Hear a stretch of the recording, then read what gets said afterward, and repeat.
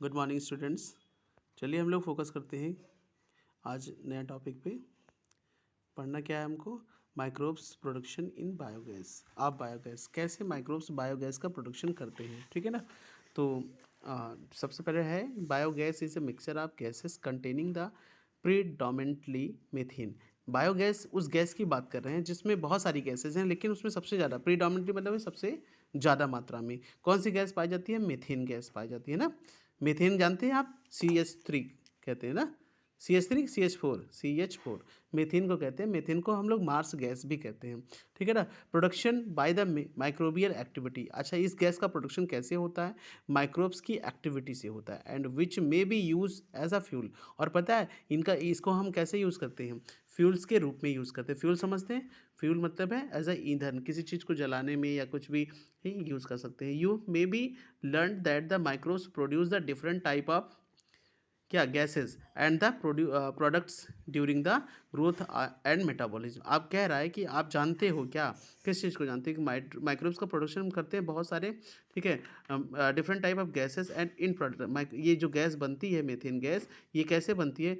Microbes जब क्या करते हैं, बहुत सारे गैसेस को प्रोड्यूस। एक minute, you have learn that the microbes produce the different type of gases. आपने पढ़ा है कि माइक्रोब्स पिछले टॉपिक में कि बहुत सारी गैसेस बनाते हैं, जिसमें हम मीथेन भी पढ़े थे, CO2 भी पढ़े थे, अमोनिया भी पढ़े थे, ठीक है। इन प्रोडक्ट के रूप में बनाते हैं during the growth of metabolism.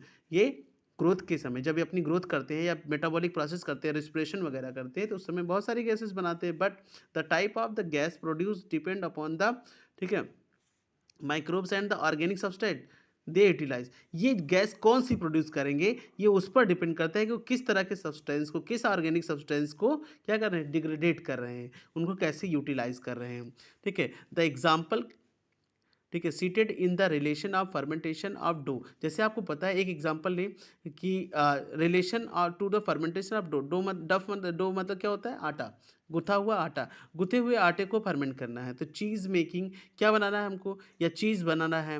And production of the ब्यूरेज, या हमको पीने वाली कोई चीज़ बनानी है। The main gas produce was CO2। तो उसके लिए जो मेन गैस प्रोड्यूस होती है वो क्या होती है? CO2, carbon dioxide gas produce होती है। हाउएवर सर्टेन बैक्टीरिया, और आपको पता है बहुत सारे ऐसे बैक्टीरिया हैं विच ग्रो एनारोबिकली, जो क्या करते हैं? एनारोबिक रेस्पिरेशन करते हैं ऑन द सेलुलोज मटेरियल। मतलब ऐसे मटेरियल, सेलुलोज मटेरियल समझते हैं जो आप खाते हैं, वेजिटेबल या फिर जो खाने की चीज़ें, सब में क्या होता है? प्लांट मटेरियल में सेलुलोज होती है ना। तो सेलुलोजिक मटेरियल जो भी हम खाते हैं produce the large amount of methane. तो उसके बर्निंग में, उसके उसके डाइजेशन में बहुत सारे मेथेन गैस प्रोड्यूस होती है with the CO2 and H2। उसमें CO2 भी प्रोड्यूस होती है और हाइड्रोजन भी प्रोड्यूस होती है। तो these bacteria are collectively called the methanogens. ऐसे बैक्टीरिया जो मेथेन गैस प्रोड्यूस करते हैं उन्हें हम एक नाम देते हैं जिनका नाम है methanogens. And one such common bacterium is methanobacterium. और एक ऐसा ही कॉमन बैक्टीरिया है जिसका नाम है methanobacterium. These bacteria are commonly found in the aerobic sludge during the sewage treatment. अच्छा, ऐसे बैक्टीरिया को हम क्या कहते हैं? एरोबिक स्लज कहते हैं ना। आप पर जो एनारोबिक स्लज, स्लज मतलब क्या होता है, ठीक है, समझते ना, जो आ, गंदगी है या इम्प्योरिटीज है उन्हें हम स्लज कहते हैं। तो the bacteria are commonly found in the aerobic sludge, anaerobic sludge, ठीक है, एनारोबिक स्लज में ये पाए जाते हैं ड्यूरिंग द सीवेज ट्रीटमेंट। पीछे हम पढ़ चुके हैं इस टॉपिक को, सीवेज ट्रीटमेंट में इसका स्लज के रूप में बैक्टीरिया पाए जाते हैं। These bacteria are also present in the rumen. Rumen समझते हैं? आंत को कहा जाता है, इंटेस्टाइन जानवरों की, ठीक है। र्यूमेन ये लिखा हुआ आगे ब्रैकेट में, ए पार्ट ऑफ द स्टमक। ये क्या है? स्टमक का एक पार्ट है कैटल्स में। ए लॉट ऑफ सेलोजिक मटेरियल, और बहुत सारे सेलोजिक मटेरियल प्रेजेंट होते हैं इन the food of cattle, kettles के फूड में। Is also present in the rumen, ठीक है। तो बहुत सारे सेलोजिक मटेरियल हैं जो कैटल्स के र्यूमेन में पाए जाते हैं। A lot of cellulosic material present in the food of cattles is also present in the rumen, ठीक है। तो ये कैटल्स में पाए जाते हैं, ठीक है। और कहाँ पर? कैटस के र्यूमेन में, आंत में। In rumen these bacteria help in the breakdown of cellulose. और पता है र्यूमेन में क्या होता है? सेलुलोज का ब्रेकडाउन होता है and play an important role in the nutrition of the cattle. और ये कैटल्स के न्यूट्रिशन में एक विशेष रोल निभाते हैं। कैटल्स के न्यूट्रिशन में मतलब समझ रहे हैं ना, कैटल्स को न्यूट्रिएंट देने में, क्योंकि वो फूड को ब्रेक डाउन करेंगे। कैटल्स भी ब्रेक डाउन करते हैं, तो इस मेथनोजेंस की मदद से, इन बैक्टीरिया की मदद से फूड को तोड़ते हैं, फूड को ब्रेक करते हैं, तो फूड की ब्रेकिंग से एनर्जी कैटल्स को मिल जाती है और कुछ इनको मेथनोजेंस को भी अपनी एनर्जी मिल जाती है। तो दोनों का हेल्प हो जाता है। तो ये इस तरह सैप्रोफाइट का काम कर रहे हैं। Do you think we we मतलब हम ये सोचते, डू यू थिंक बी या human being are able to digest the cellulose present in our food? क्या हम या जानवर, ठीक है, ये डाइजेस्ट कर सकते हैं सेलुलोज को जो हमारे फूड में है? दस द स्क्रेटा, हाँ बिल्कुल हम सेलुलोज का डाइजेशन करते हैं। दस द स्क्रेटा डंग ऑफ कैटल, ठीक है, इस तरह से हम कह सकते हैं। स्क्रेटा मतलब है डंग या गोबर जो जानवरों से निकलता है। कॉमनली कॉल्ड द गोबर is rich in these bacteria, और ये क्या होता है, इस बैक्टीरिया में सबसे ज़्यादा पाया जाता है। During can be use, dung can be use, अच्छा डंग का इस्तेमाल हम करते हैं क्या, जनरेशन ऑफ द बायोगैस, हम गैस को बनाने में भी करते हैं। तो गोबर गैस प्लांट भी पढ़ते हैं ना। अब इसी टॉपिक को हमको लीड करना है कि गोबर गैस या बायोगैस क्या होती है, कॉमनली कॉल्ड गोबर गैस। एक बार आपको याद होगा हमने स्कूल में भी गोबर गैस का एक्सपेरिमेंट कराया था, शायद कोई साइंस का एग्जीबिशन था, तो एक बॉटल में बनाया था, यही सैफ लोग हमारे साथ थे, ठीक है, सैफ इबादत ही थे जिन्होंने वो बनाया था। हाँ, वो अलग बात है कि गैस जली नहीं थी, लेकिन हमारा वो एक्सपेरिमेंट काफ़ी हद तक सक्सेस था, ठीक है, जिसमें हमने वो ग्लूकोज की पाइप वगैरह लगा करके ये किया था, ठीक। चलिए इस बात को भी समझ लिया हम लोगों ने। The biogas plant consist of concrete tank, ये गैस प्लांट जो होती है वो कंक्रीट की बनी होती है। किसकी बनी है, कंक्रीट की बनी है। कंक्रीट क्या होती है हम लोग ये समझेंगे, ठीक है। कंक्रीट को हम देख लेते हैं कैसे कैसे ये बनता है। तो आपने देखा होगा एक बड़ा सा डाइजेस्टर होता है, आज मैंने एक वीडियो में ये डाइजेस्टर भेजा भी था आप लोगों को, ठीक है, वहाँ हम देख सकते हैं। फिलहाल बायोगैस प्लांट कंसिस्ट ऑफ एक कंक्रीट टैंक, एक बड़ा सा टैंक होता है जो 10 से 15 फीट गहरा होता है, ठीक है ना। अच्छा, in which bio waste are collected and the slurry of dung is fed, जिसमें बायो वेस्ट को कलेक्ट किया जाता है, और जो स्लरी होती है, डंग की स्लरी का मतलब होता है जिसमें पानी मिला देते हैं तो वो क्या होता है, एकदम सा लिक्विड में आ जाता है, तो डंग इज फेड, उसमें ये सब डाल देते हैं। ए फ्लोटिंग कवर इज, और इसके ऊपर एक कवर भी लगी होती है। देखो पीछे बना होगा डायग्राम, उस डायग्राम को देख सकते हैं, ये देखिए कुछ इस तरह से, ठीक। ये टैंक है, आप देख रहे होंगे कि एक साइड में बना हुआ है डंग डालने वाला, ठीक है, इसमें वाटर भी मिलाया जाता है। एक ये टैंक होता है बड़ा सा, ठीक है, इस टैंक को हम डाइजेस्टर टैंक कहते हैं, ठीक है, और इस टैंक में ऊपर लगा हुआ है जिसमें गैस कलेक्ट होती है, ठीक। और जब इधर से ये स्लरी आती है नीचे टैंक में, डाइजेस्टर टैंक में, तो ये स्लरी क्या होती है, धीरे धीरे डाइजेस्ट होती रहती है, क्योंकि लंबे समय से इसमें कह सकते हो हीट भी प्रोवाइड होती रहती है। ये बाहर से एटमॉस्फेयर के कांटेक्ट में नहीं होता है, तो अर्थ की हीट से ये कन्वर्ट कर देता है मीथेन गैस में, और इसमें बहुत सारे बैक्टीरिया भी पनप जाते हैं डंग वगैरह में, ठीक है।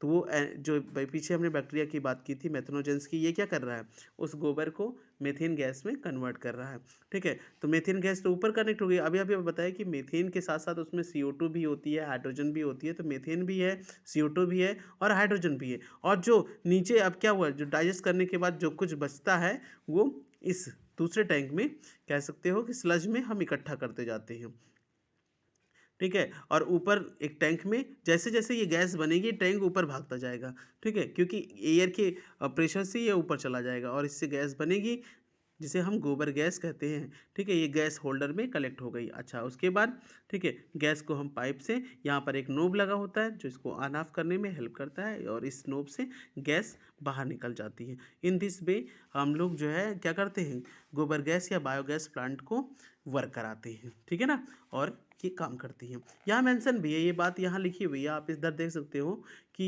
अभी पीछे लिखा था ना कि एक बड़ा सा क्या होता है, फ्लोटिंग कवर इज, इसमें फ्लोटिंग कवर होती है प्लेस ओवर द स्लरी, ठीक है। इस स्लरी मतलब है कि जो आपका ये गोबर था जिसमें पानी के साथ मिक्स है, उसके ऊपर एक फ्लोटिंग टैंक होता है which keeps the rising as the gas is produce in the tank. जैसे जैसे टैंक में गैस आती जाएगी due to the microbial activity, gas बनती जाएगी और ये टैंक ऊपर होता चला जाएगा। The biogas plant has an outlet, और इसमें एक आउटलेट लगा होता है जो क्या करता है, गैस को निकालने में हेल्प करता है। The biogas plant has an outlet which is connected to a pipe, और ये एक पाइप से कनेक्ट होता है।